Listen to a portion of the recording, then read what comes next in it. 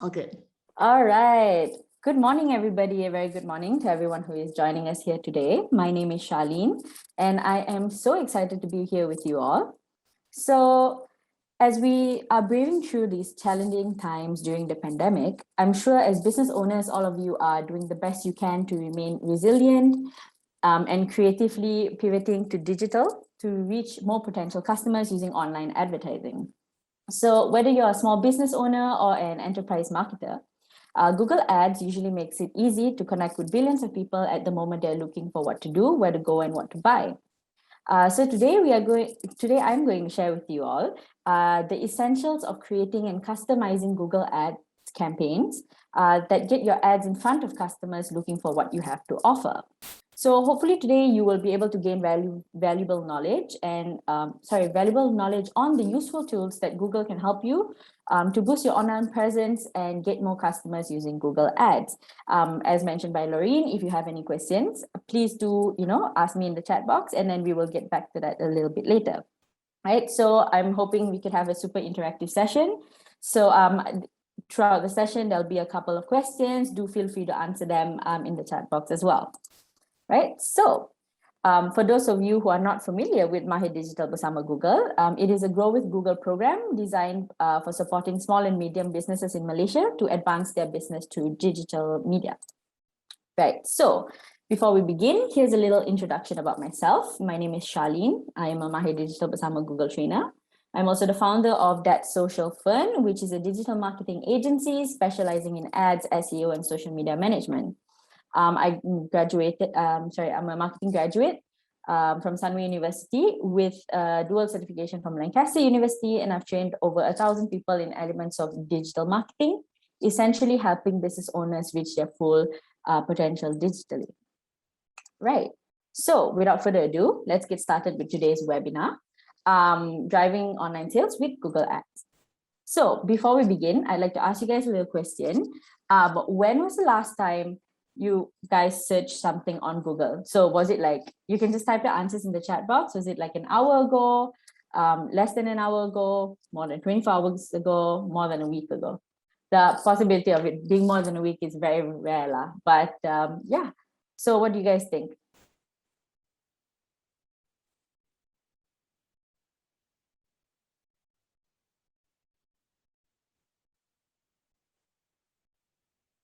Right. So I'm seeing quite a number of responses. Right.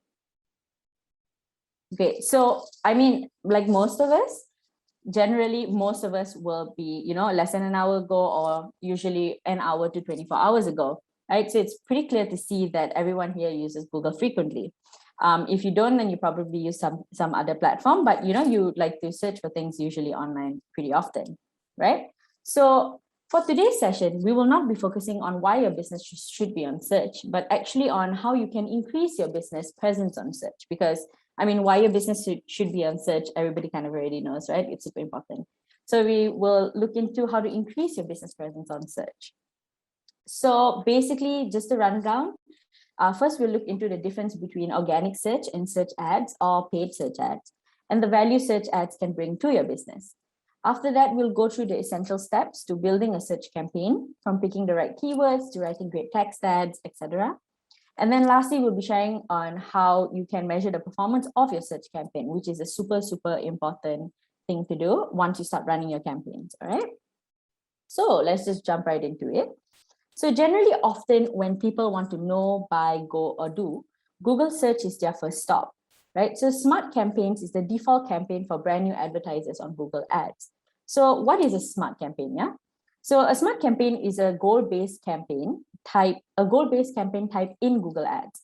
So we have taken the innovation and technology of Google Ads and tailored the experience for simplicity, right? So now business owners can create ads in minutes and drive results they care about.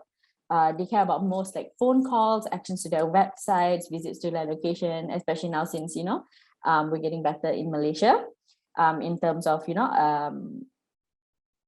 stuff being lifted and things like that. So everything is opening up. So now a lot of agencies, companies, businesses will essentially want people to visit their location, right? So now I'm just going to ask you guys to imagine that you guys are a florist, okay? This is a super simple example. Just imagine you are a florist. So at any given moment, someone somewhere is using Google to search for what your business offers, right? So generally, what do? They start by typing a search query into the Google search box. Then, generally it looks like based from this slide, you can see that it looks like they're looking for flowers fast. A side note, this happens to be, what your business offers, all right?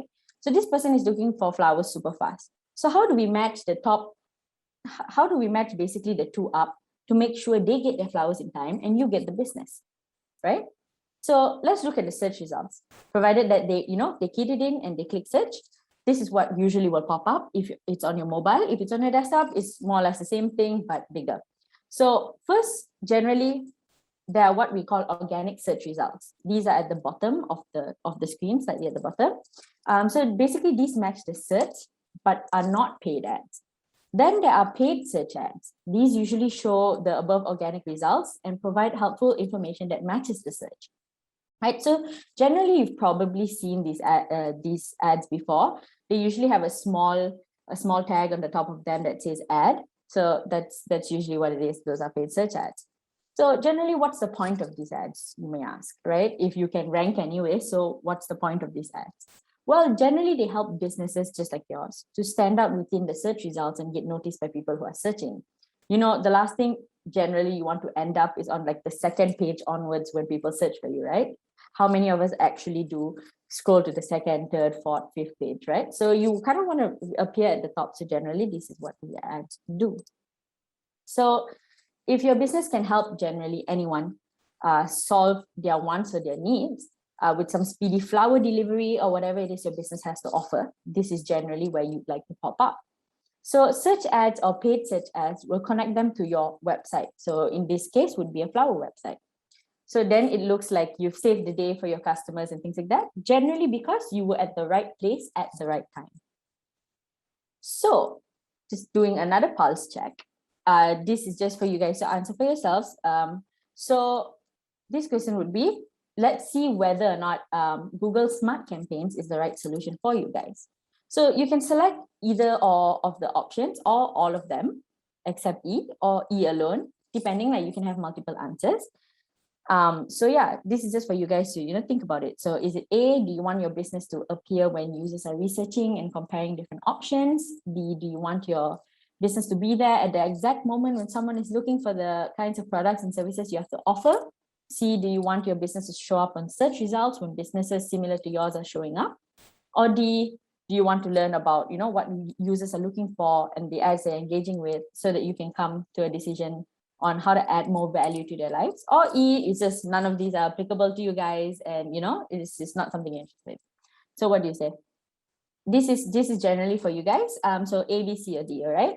So personally, right, for me, usually it's between A and B, most of the time. Occasionally it's all four.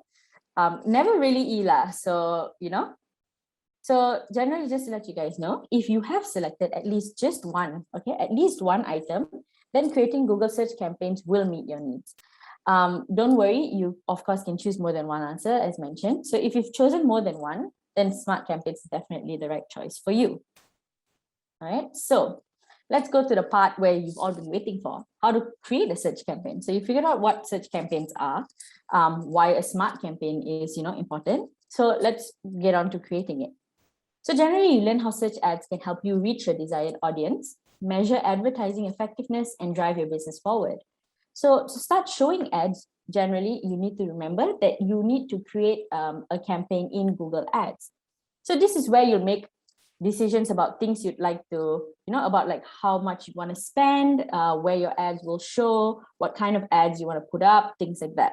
So it's important to note that to start running search ads, you definitely need to have a Google Ads account with an active campaign, right? So if you're not sure about that, you can just Google Ads account, and then Google will kind of like take you through that step by step, so you don't have to worry about that. So let's create your first campaign together. Okay, so if you guys are on your laptop or on your phone and you have a laptop at the side, your iPad, whatever, maybe you can do this with me. You can start by the first thing you can do, you can start by going ads.google.com. I'll repeat that again, ads.google.com. and then just click get started. It's right at the top. It's right at the top there, the blue button, or at the bottom of the screen, another blue button that says get started. Right? So that's step one. Step one already done. So you go to step two. Step two is where you kind of give your ads a goal. So generally you select one goal per campaign. This choice is important because Google Ads uses it to guide your campaign settings options to help you succeed.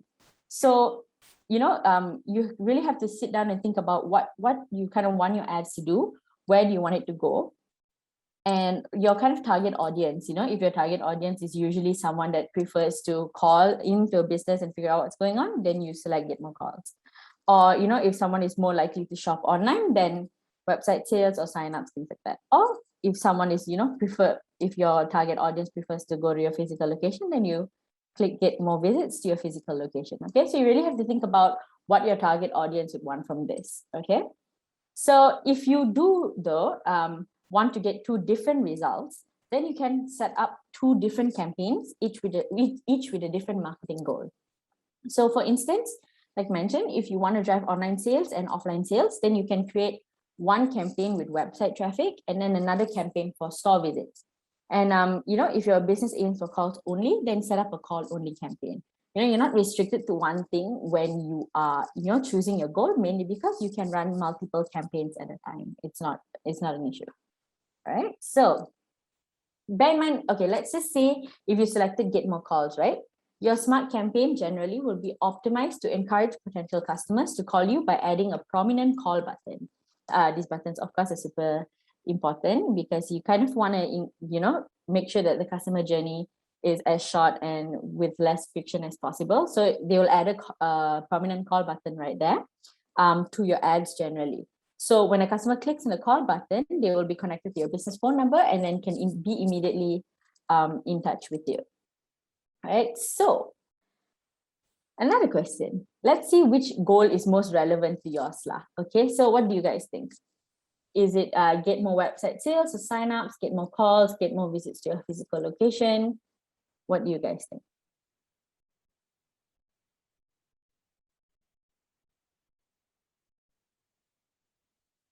You can answer in the chat box and later we can discuss about it if you have any additional questions and things like that, right? So for me personally, I usually have more visits to the physical location or get more calls. Okay, this is for me personally, but for you guys, and you don't worry, you don't have to of course pick one. You can pick multiple. Your business, right? So you are someone that's running things like in a variety of things, in a variety of campaigns. So you don't necessarily have to have one business goal. You can have multiple. Okay, so we've done with step one, we've done with step two. So now we'll move on to step three. So step three is basically where you go ahead and enter your business website into Google Ads and things like that. So once you've inserted your website, the system will crawl your website to understand the nature of your business, right? So generally, what do we mean by crawl? So Google has these little bots okay? You think of it as little tiny humans, Oompa Loompas, whatever you want to think about it. So consider it as little tiny humans, okay? So, these little tiny humans are just hungry for information. And generally the content that you put up on your website is basically their food. So they take their food, eat it, and then draw conclusions from it. Such as what industry you're in, what types of products you're selling on your website, what kind of content that your website produces, things like that. That's why it's always very important to make sure that the content of your website is always up to date, always has keywords, which we'll talk about in a second, and always has the information needed for the Google bots to understand what you're doing. So then you'll not only rank, but also you will help your ads get like a higher ranking as well, right?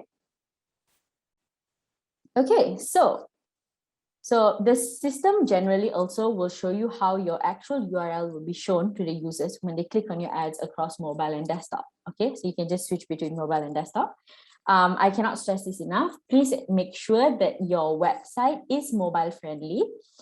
It is super important to make sure that your website is mobile friendly because mainly most of us, when we are Googling something or like using, social media or anything, we're usually on our phones, right? We use laptops and stuff for like Zoom and stuff like that, So when a customer clicks on your website, you want to make sure that, everything runs smoothly when they scroll, because let's face it, most of us don't really have the attention span to go through something or wait for something to load and things like that. I'm sure many of you, when you clicked on something and it took too long to load, you kind of just like exited the page and stuff like that. So make sure that your website is mobile friendly. It will definitely help with the decreasing friction of your decreasing the friction of your customer journey. All right. So step 1, 2, 3 done.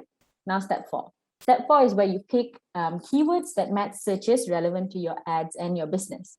So let's just say someone types a search query into the Google search box and then are shown search results, right?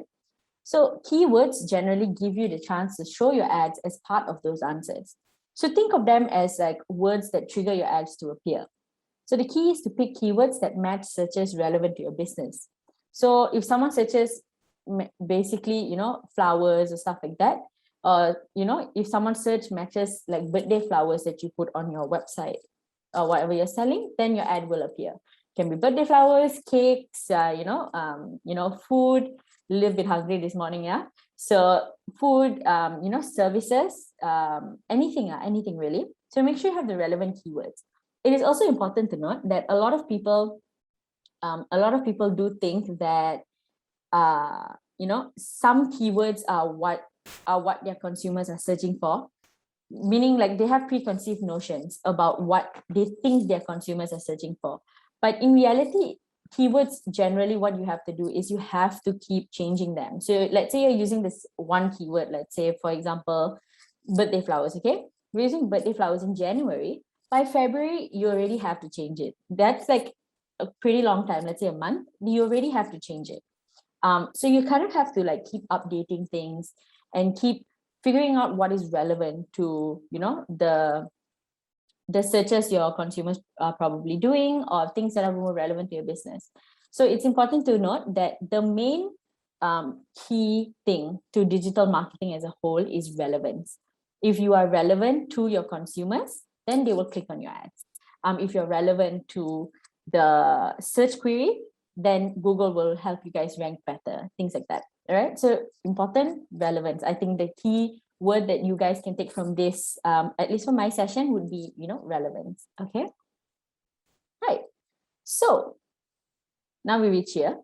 So based on the information that the system has obtained from your websites, the small little tiny people, it will give you recommended keywords. So some recommendations of keywords. Okay. So you can choose to select those you think that is relevant to your ads, or insert keywords that you think is more relevant. Okay. So generally the best practice is to select around 7 to 10 keywords for each ad. So now you might ask me, Charlene, why can't I select, 20 keywords if you say more relevance increases search? Okay. So the reason we stick with 7 to 10 keywords is because if you put, let's say 20 keywords, right, it kind of confuses the system a bit, right? I know, bear with me, but let's say now, if I tell you one thing or two things, right? Let's say if you have like a task list to do, right? And I tell you, okay, you have to go and, get something from a pharmacy, or like go and get McDonald's and things like that.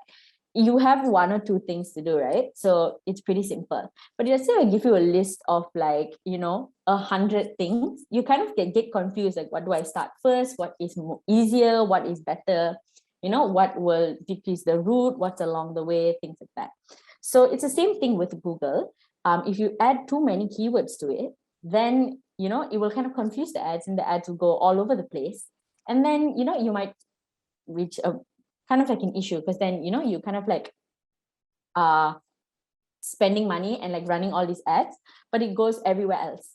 So, you might reach a problem. So if we stick with 7 to 10 keywords, that would be one of the best practices that I can tell you for today.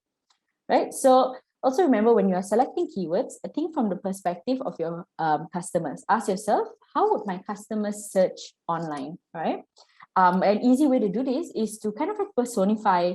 I have a buyer persona, all right? So personify your customers. Name them if you have to, have, let's say Lucy or Tom or something like that. Have it mapped out, drawn out. What do they like? And it's sometimes, when you personify your buyer, it's not as general as you think, you know what I mean? Like, of course, it's important having 18 to 15, male or female, or maybe both, whether or not they are interested in your products or whether you're interested in your services, things like that. Those things are important, but go slightly beyond that. Figure out, okay, my ideal customers, do you think they would like golf on the weekends? Do you think they would, be interested in, having like a weekend getaway, things like that? It may seem out of relevance in that sense, but you truly get to know your personality of your consumer, or at least your ideal consumer, right? Figure out what their motivations are. Why should they buy your product? What's the difference between your product and, what's the difference between your product and their competitors? What makes you different? And why do you think they would resonate with your product more than someone else's product or services and things like that? So it goes slightly beyond the standard of age, gender, demographic, income, things like that. Go slightly further. I genuinely think that it will take you guys a long way in terms of like running ads and stuff like that.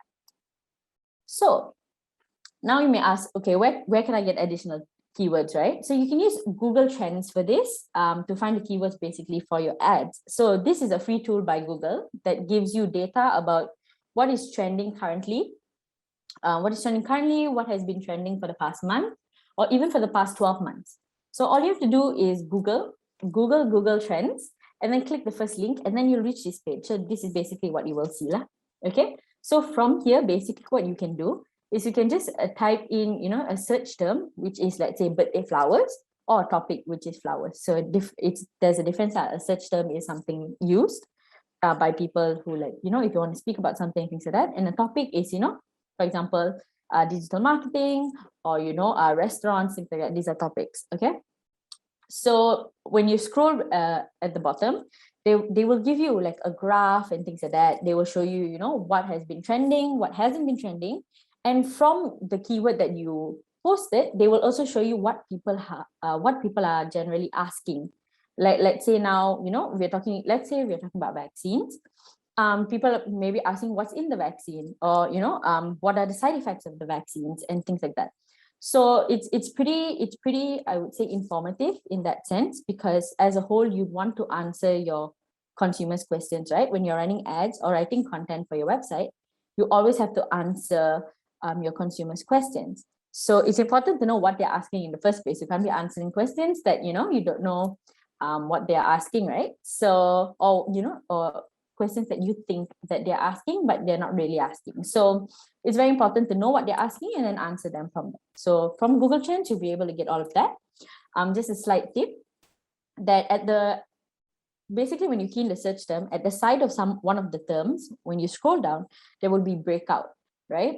If you see the word breakout, that means that generally that particular trend or like topic or search term has recently only peaked, and so that would be a good time to hop on it. All right, so that's just a small key tip.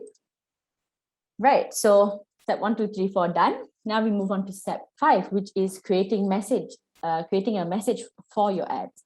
So this is also super important. That of course are multiple ways and multiple different formulas in terms of how to get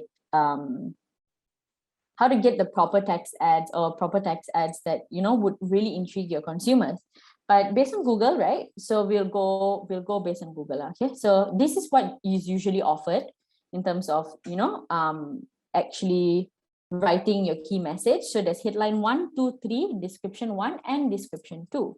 So headline 1, basically the headline 1 field is the first thing people see in your ad, right? So it is important to take note that you only have about 3 to 4 seconds of actually capturing someone's attention from this, all right?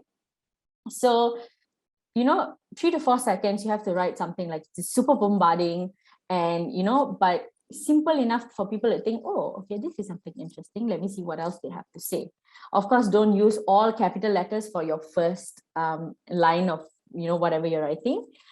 It's okay to use, let's say now, if you're writing a sentence and in the sentence, there's the word free. Let's say you have a free,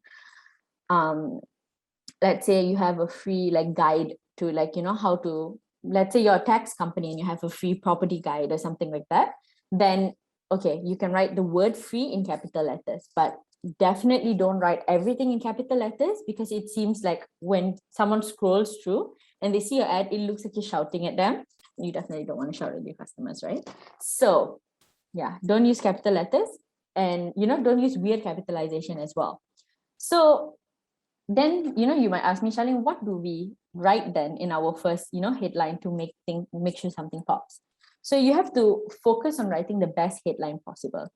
Since this has the most potential, of course, to make a big difference in your ad performance, this is generally where you want to highlight what's best for your business, your products, or your services to get consumers or customers excited.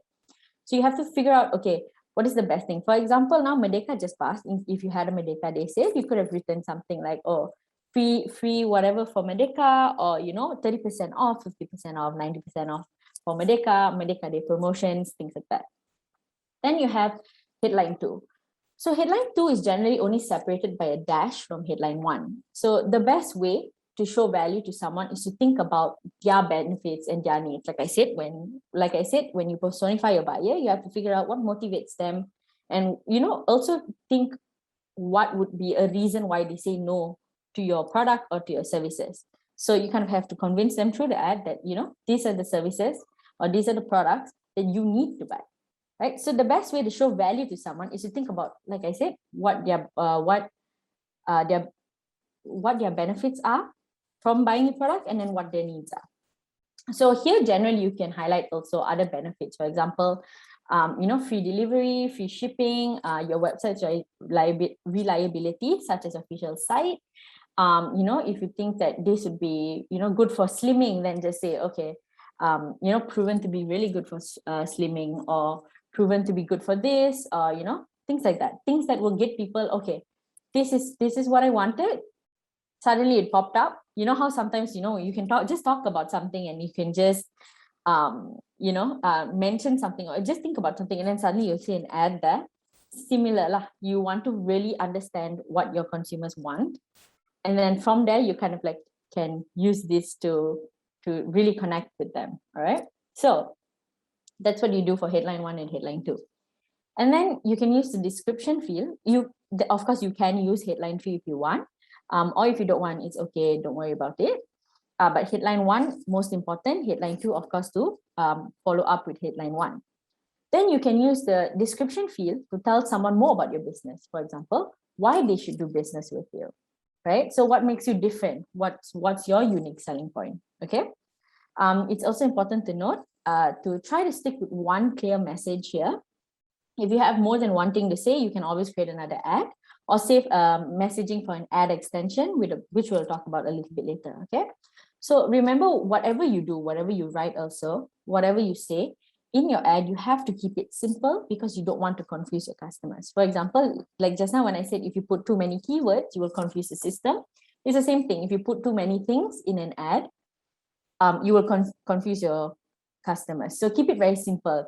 So what I usually do personally for myself and for clients is the headline would be one striking, just a one-liner,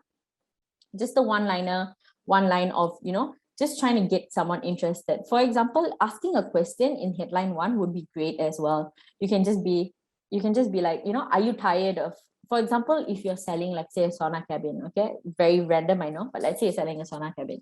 The first thing you can say is, are you tired of feeling tired? Are you tired of this thing? Do you feel like you're not getting enough vitamin D, or you're not feeling rejuvenated enough? Things like that. Simple things, but in the first line, I personally note that a question works the best usually, because it shows that you kind of can resonate with the audience because you feel the same way and things like that. So for example, like I said, if you're running a sauna cabin, you can write, okay, a question, are you feeling tired, or you're not getting rejuvenated enough, things like that. We have just the right thing for you, and then something like that. Try to create a story behind it. Try to create something that, will actually capture their attention and be like, okay, I like who wrote this, or I like the company that wrote this, or what this company stands for. So your tone of voice also, when you write certain ads in terms of messaging and things like that, has to be important.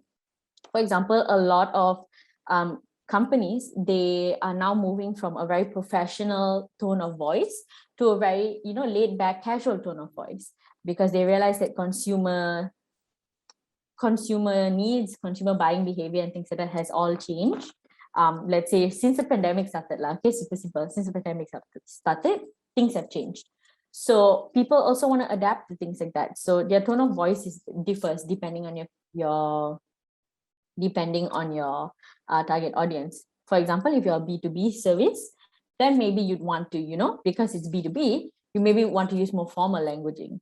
But if you are a B2C company, if you're a B2C company, then maybe you'd want to go with something more casual, but really depending on how you want your brand to sound like. So branding is also super important here, because then you'll know in terms of messaging what you'd like to sound like. Okay.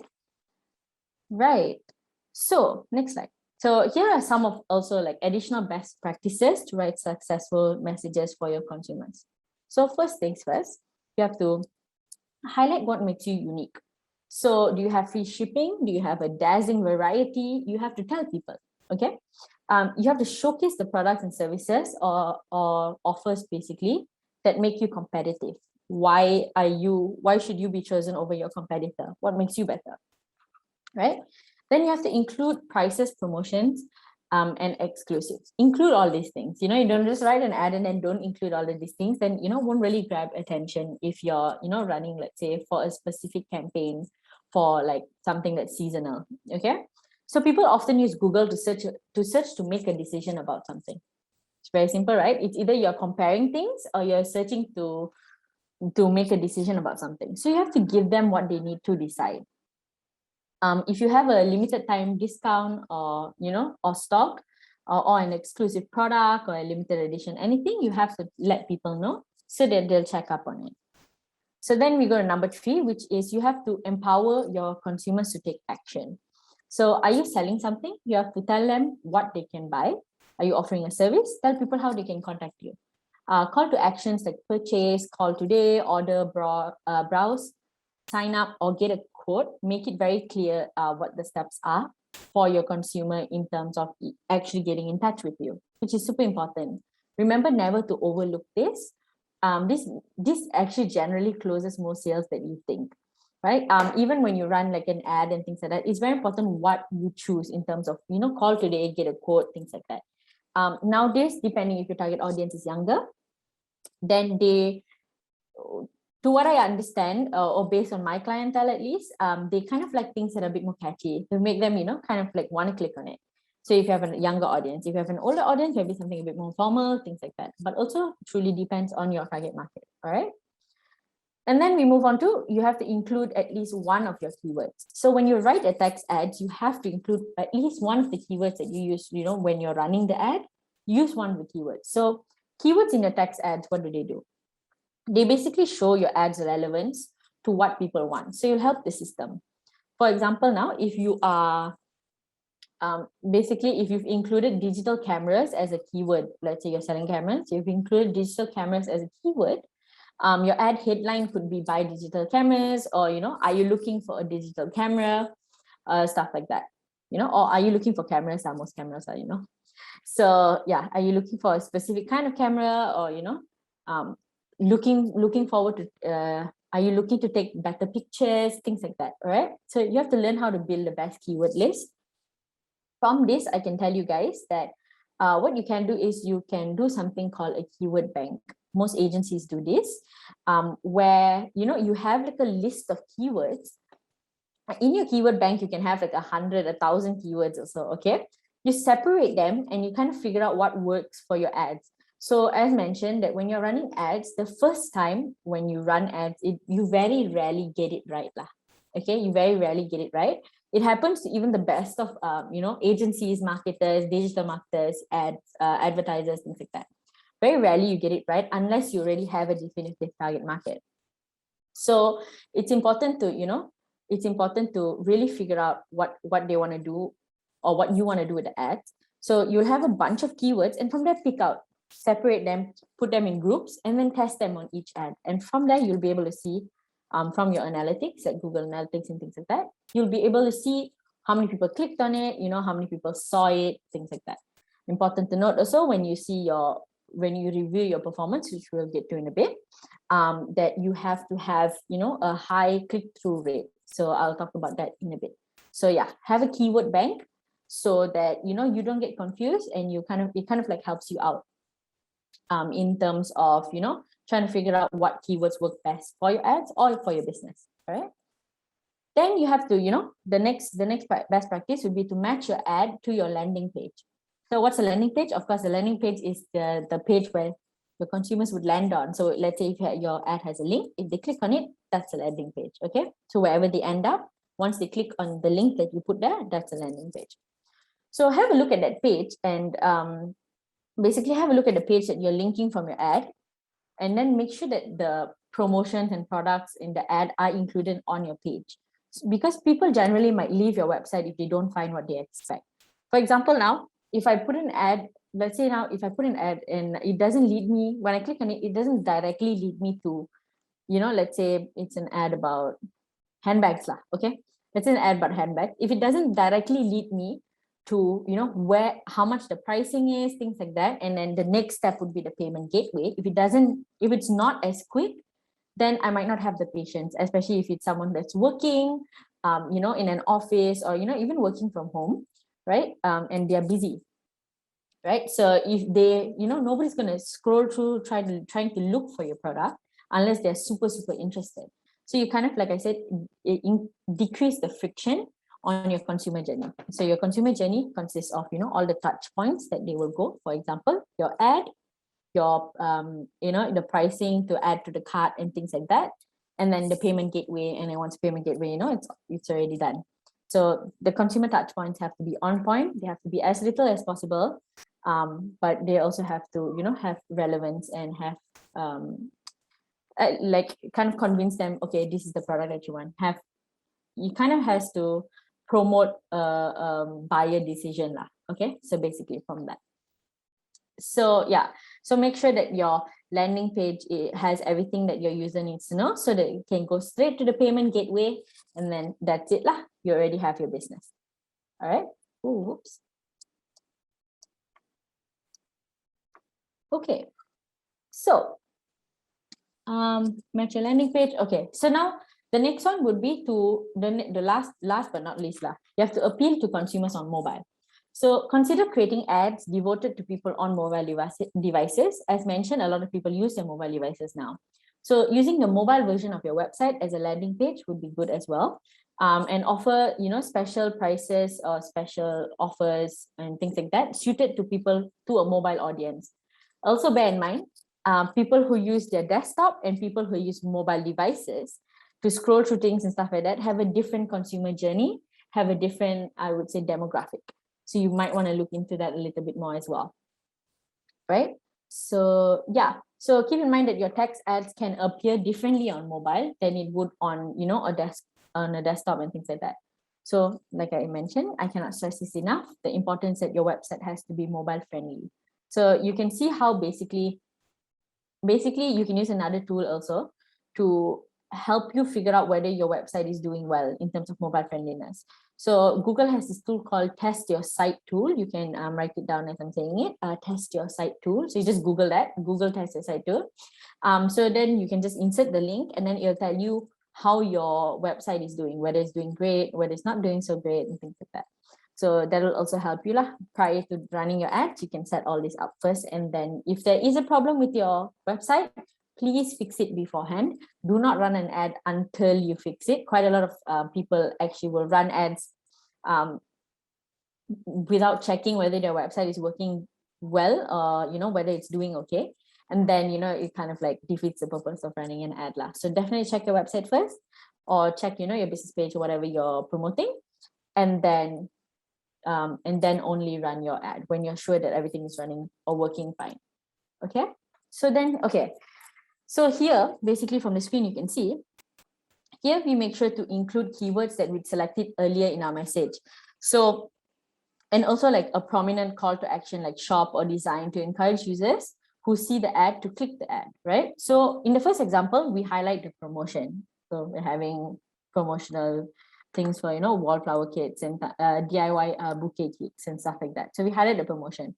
In the second example, we highlight the same day delivery and free delivery. So you can highlight also different things. For example, if you know that particular target market is looking for, you know, bouquet kits and things like that, do it differently, add a prominent button, go forward with your promotion. But if you have things like, same day delivery, free delivery, you have consumers that need your products urgently, then create a separate ad. You don't have to put everything in one ad, as mentioned. Okay. Right. So just want to ask you guys all right? So looking at this ad here, over here, what do you guys think? Do you think that you will actually click on this kind of ad? What do you guys think? Yeah, I see a lot of you guys saying no. Definitely, definitely. I mean, who would click on this ad, right? Right. So it's important to note even though it has what it kind of needs, it's generally important to note that, okay, yeah. So it's generally important to note that you shouldn't include all this weird like Twitter language, or like, as casual as I told you guys to be with your ads and with running tax ads and things like that. Please, please, please don't do something like this, because this will definitely be detrimental. It looks very sketchy, don't you think? So before you write anything and stuff like that, please check before you publish anything, please check common ad tax mistakes. In order to make sure all ads are high quality, every ad must meet certain high professional and editorial standards. So good grammar, good listing, everything like that. And that also means like no extra spaces, unimportant spaces, change capitalization, or unclear URLs, just to name a few. Okay. Some of you guys have a target market that, use a different language just now Lorraine mentioned that there are a couple of people internationally as well. So you definitely, use a different language.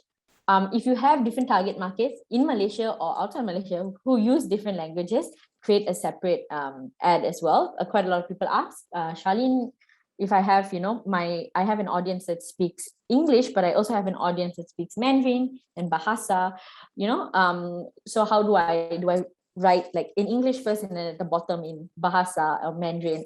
Don't do that. Create a completely separate ad just for that language. Okay.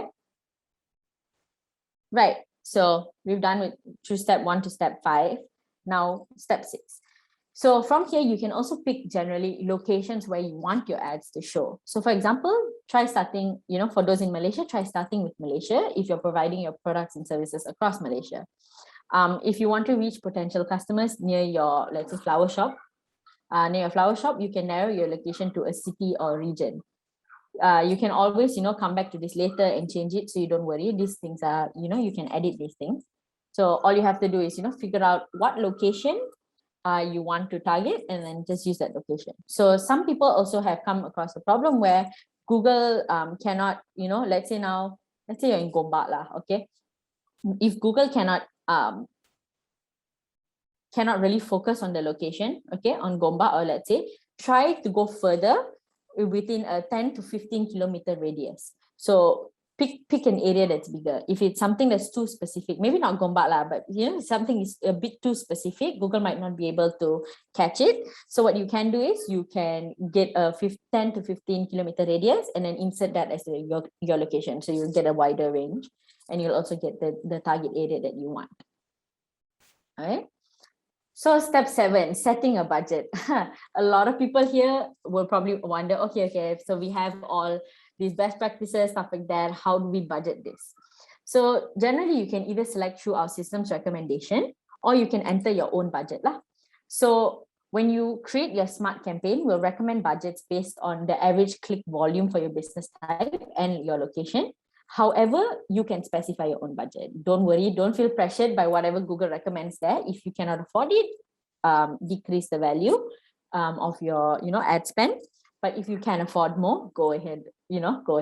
So to figure out your daily average budget, divide what you normally spend per month by the average number of days in a month, and then you'll get your budget. Okay. The good thing about Google is that you'll never spend or you'll never pay more than the monthly cap you set. And you can, adjust the deposit at any time. Plus, we'll show you your estimated results for your budget. So you might want to have a look at that as well.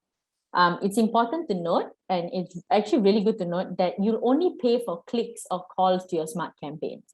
So Google has this thing, it will show to a multitude of people, but if they don't click on your link, then you won't get charged for it, right? So the total amount that you spend a month will never exceed your maximum monthly budget, which is something that you will, enter when you start your stuff. Oh, Lauren is back.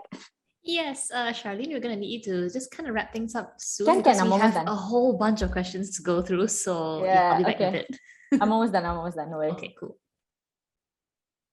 All right, so I'm just gonna skip through super quick, so I can get to your question. So definitely after that, you have to make sure you review your campaign and make edits accordingly. So don't worry if there's anything you'd like to change afterwards, you can modify it through your smart campaigns.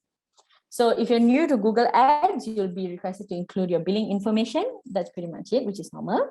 And then you have to, kind of like track your performance. So you've created your smart campaigns, you have a specific goal.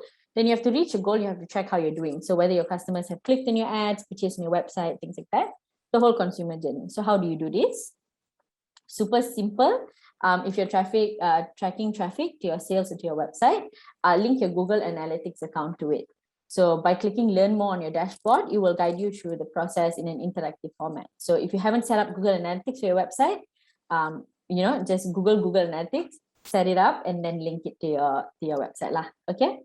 So then how do you do this?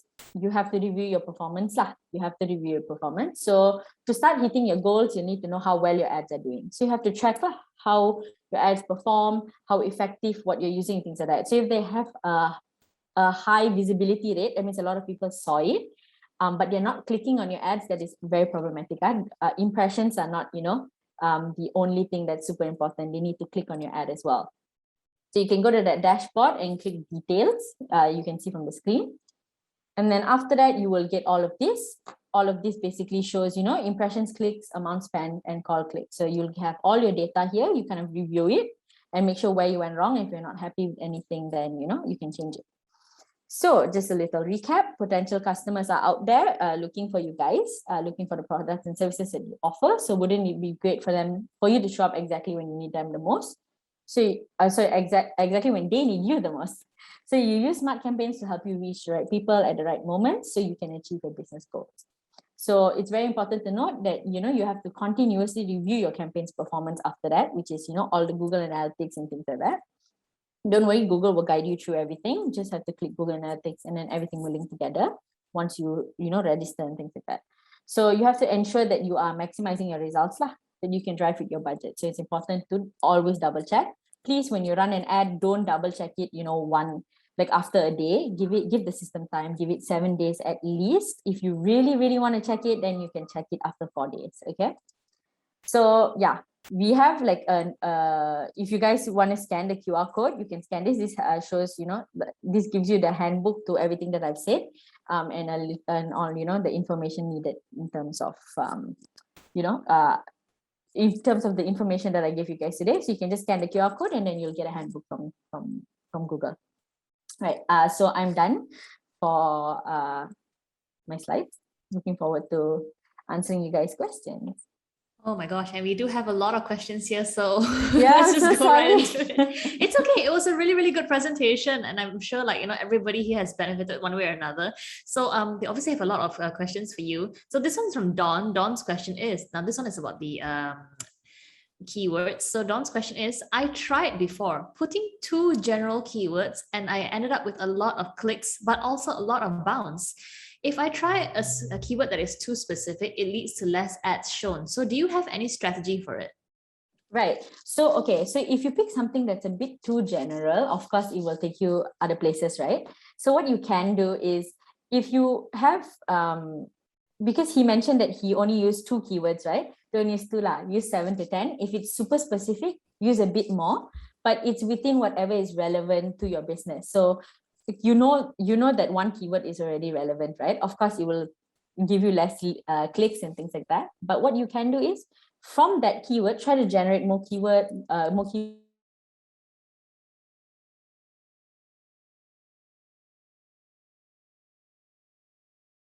from that one keyword, how you can expand. So use 7 to 10 keywords. That will give you a bigger volume. If you are not happy with that, then you just change. Just keep changing from your bank that I mentioned earlier. All right, cool. That actually answers like some of the questions other people have, because they were asking how many keywords should I use. So 7 to 10, you guys. A lot of the questions here are actually almost quite similar to each other. So we're gonna pick one, and then hopefully you'll be able to answer all of them, because they're quite similar in nature. This one is from Azhar. Now Azhar's question is: Google will suggest a keyword related to a website, and some of it is not related to our account. So which one is more significant? Right. So Google just gives you recommendations, right? So they are crawling your website, but they maybe if they're giving you recommendations that are not specific to your business, you might want to take a look at your website first and see if the content there is, of relevance to your business. But what you can do is, of course, it's just a recommendation by Google. So if you have better keywords, more things that are more relevant, don't be scared to use what you already know that's working for your business. Because I know something given by Google, you'd want to run with it, right? Why not? But if it's something more relevant to your business, Google gets to learn from what the keywords that you pick as well.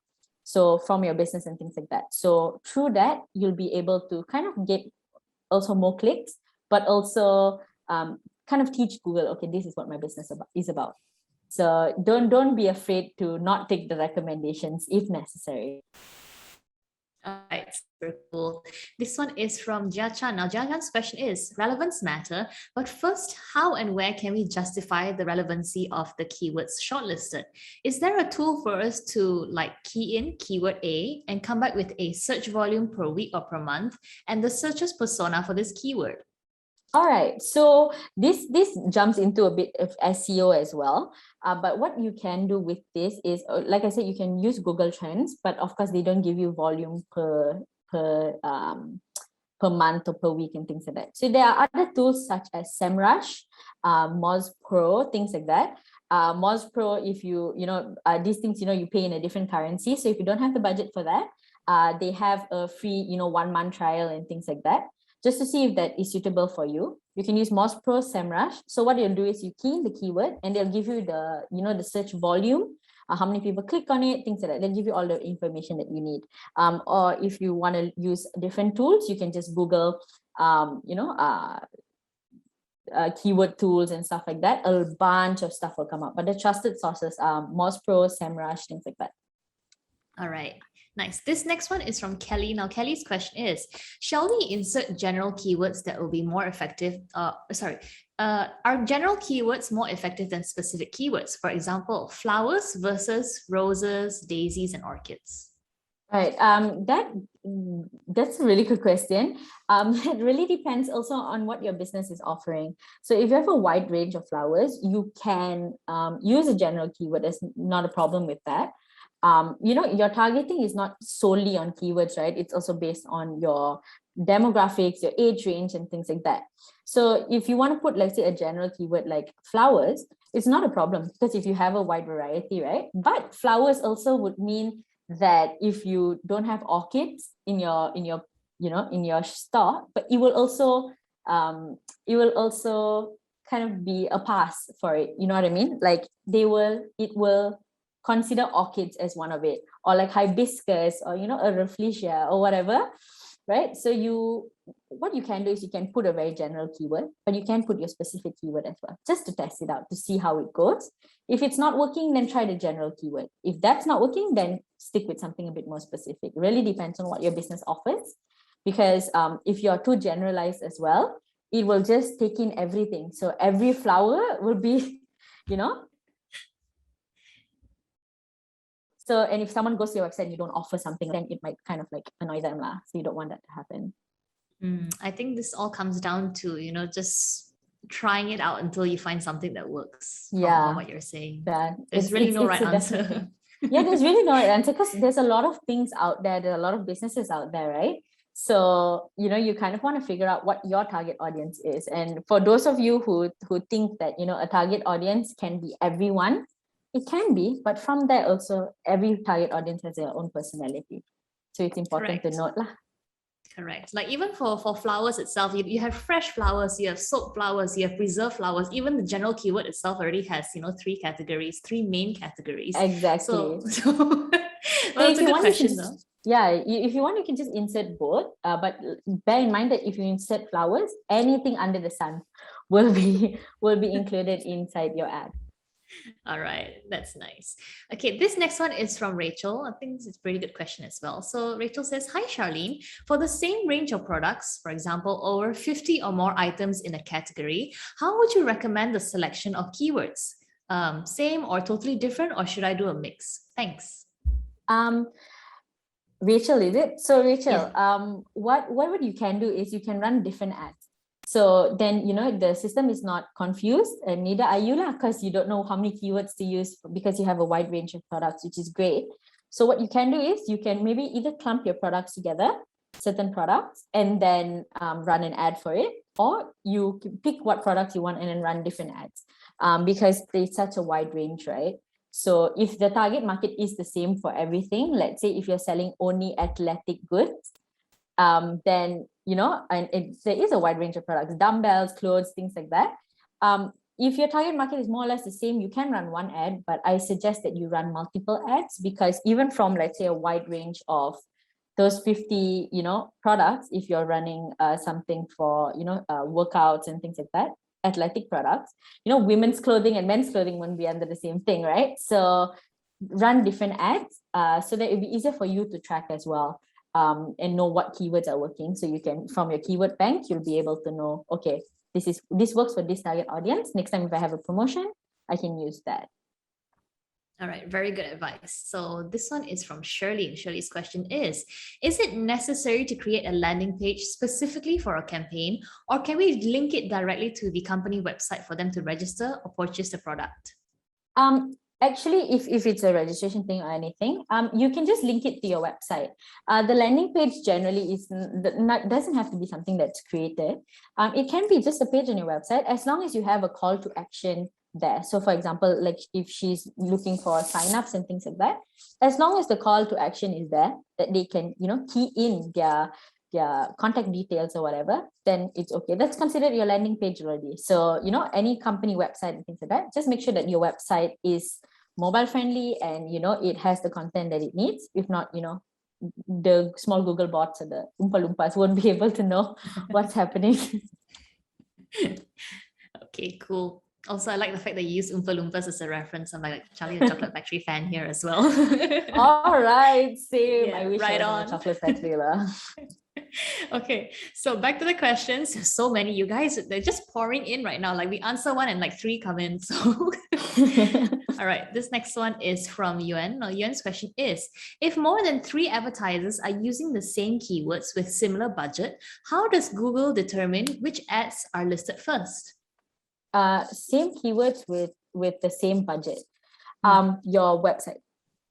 Whichever website has the better SEO. After this, I think you have a session on SEO with Martin. So yeah, Martin will tell you all about that, but they go according to your website. So they look at your overall thing. They look at your industry, they look at your website, they look at what you write, your text in terms of your messaging as well. So for example, out of the 3 advertisers, if one advertiser is using 2 keywords and one advertiser is using 1 in the text ad, the 2 keywords one will win lah. So you'll kind of know, like Google will forecast before that, to see where your ad will more or less land or how many views or clicks it might get. So you'll kind of know beforehand, kind of where you're ranking. But if everything is the same, they look at your website, or they look at information that they can get. So whatever you see on your website and whatever the, Oompa Loompa see are different. It's different because they see the coding. So they see all the information that's inside, but we see the landing page, right? So we see after everything is like all nice and things like that. So it's important to note that every aspect has to be on point prior to running an ad, because then if in that situation happens, Google looks at other things in order to rank it lah. Okay, cool. We're running a bit short on time, so I'm just going to squeeze in 2 more questions. Now, this one is from Jeremy. Jeremy's question is it wise to use URL shorteners, or is it best to display the full URL? I would say display the full URL. Don't use the URL shorteners, mainly because the URL also has keywords in it. So use the main URL because it has the slash or whatever, then slash your landing page, things like that, right? So use the main URL. Okay, I'm just gonna pick one more. There's so many good ones. Just give me a couple of seconds here. You guys are not making this easy for me. Okay, let's go with this one. This one is from Alvin. Okay, so previous Google ads, when we create a search ad, it needs us to create at least 2 normal text ads and 1 responsive ad. But now the text ad is no longer an option. Should we create only 1 responsive search ad under 1 ad group? Okay, 1 responsive search ad under 1 ad group. You can do that. Or you can just use, because that is the general Google ads. So the main Google ads runs very differently. But if you're running a smart campaign, right, the smart campaign dials all of that down. So if you're a beginner advertiser and you haven't like really looked into it, you can just use the smart campaigns. You don't have to worry about the whole the responsive ads and things like that. You don't have to worry about all those things, because the search ads, the smart campaigns kind of dials everything down. And based on, the text ads that I showed you guys just now, the headline 1, 2, 3, that's all that you see. Generally, that's all that you see. So it makes it much easier. Instead of you creating multiple ads, different things, as a beginner advertiser, just go with the smart campaigns first. And then from there, when you really figure out what's actually working, then you can run your responsive ads, you can run your test ads, you can run everything, because you want to have a bigger scale, right? But for right now, if you're a beginner advertiser, try the smart campaigns first. I think it will help you guys a lot. All right, that's absolutely wonderful. Well, that's unfortunately not all the time we have for today. There are so many questions left. So, Charlene, thank you so much for hanging out with us here today. If you have some time after this, if you could, maybe answer these questions, while you're still listening to this webinar, that would be great. I'm sure our audience will appreciate it so much. But you guys, let's give her a big round of virtual applause. Thank you so much for being so cool to hang out with. I think this is probably the first time I found a speaker who vibes, for Charlie and the Chocolate Factory as much as I do. It's very rare. So I'm so happy to meet you today. It's chocolate. How can you not vibe, right? I'm so glad. You're super nice. I'm so glad I got to meet you.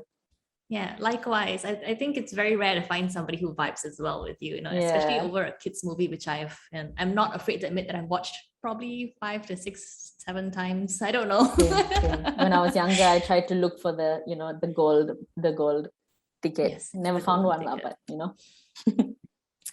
Candylicious so I will be, but yeah.